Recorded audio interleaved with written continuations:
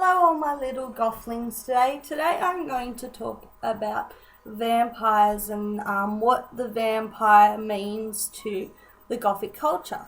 So in modern terms, when we think of vampires, the first thing comes to mind to a lot of people is unfortunately True Blood, Vampire's Diary, Twilight, House and Night books, and the list goes on.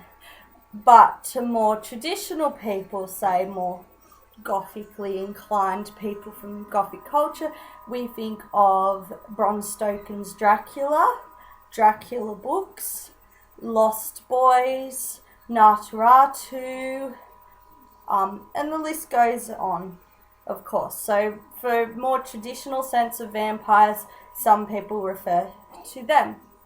Okay, so now what it comes down to, where do you think cultures first come into vampires? How did vampires come to be in our culture today and a very modern, popular thing? Depending on where you look up and what legends you believe, some people used to believe vampires were like cannibals in a sense. They were people, normal, regular people that used to drink blood and supplement blood for real food. But then when you look back to more primitive cultures like cavemen and before society modernized, people didn't know how to cook real meat. They didn't know how to cook it. So of course we all began drinking blood of animals and eating raw meat. So it's always been our culture. So yes, you kind of get that question, why do people frown on it? But yeah, so depending on the different societies, vampires were seen as pale looking exteriors, people that look sickly or ill, almost near death, and drinked blood and only come out in the day. Never come out in the day, only come out in the night. There's some of the cultures and histories behind vampires and vampirism. But then it became popular in the Hollywood world, and we started seeing our Draculas and all that sort of stuff, and also started seeing it in the movies, black and white movies. But then the vampire became this sexual alluring sort of presence, somebody dark, mysterious, with a sex appeal that lured you in and made you enticed and wanted to be a part of that world. So from getting this ghouly figure, media turned it into something quite pretty and very alluring, really. And so over time the stories of the vampires have changed, and some legends have come into saying that vampires can turn into bats and sleep in coffins and all those other fun stories that come involved with a vampire, really.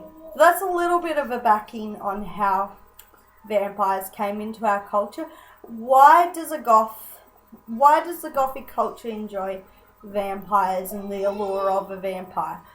I'm a big vampire fan, but generally when you think of it, because the new vampires are very dark, sexual, alluring things, and part of the Gothic subculture is we like dark, romantic things.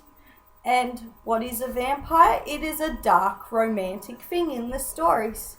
In these new stories, especially, bad example, but Twilight is a perfect example of that. And like I said, bad example. Young girl falls in love with the vampire and just wants to be a part of that world. There's a lot of great vampire stories and movies like Queen of the Damned, like I said, Lost Boys, Underworlds, that sort of are really better representations of vampires than these new moderny weird teen sort of thing that the vampire world has gone to today. The vampire world used to be a lot more adult, but now it's a bit more of a teen sort of fun thing about the idea of falling in love with the dark, tall, mysterious bad guy that you're not supposed to be with. But generally, the Gothic world loves vampires from, of course, the original Dracula books and novels, and Bram Stoker's Draculas and Nosferatus. They were my first taste to the vampire world, and then movies like Queen of the Damned come out, and I was just hooked on the whole fantasy of the vampire. Depending on what you like, if you like the dark, scary vampires, or you like the idea of the romantic sort of beautiful vampires. Another great example is Interview with a Vampire. That was another one of my first into the vampire love and culture. The vampire scene has kind of become very big now, and there are some people that walk around and say they are vampires and try and live a vampire lifestyle. They're a group of people as well, and there's actually terms and names for these people now that are so fascinated with the vampire world and want to wear fangs every day of their life. It just depends what you want to see it as. But this is my view. Because the vampire is seen as a dark and romantic figure, this is why a lot of goths draw into vampires and the vampire sort of style of things. And well, that's my explanation for the vampire sort of culture and all the myths and things behind vampires. I'm sure other people have got other opinions about this.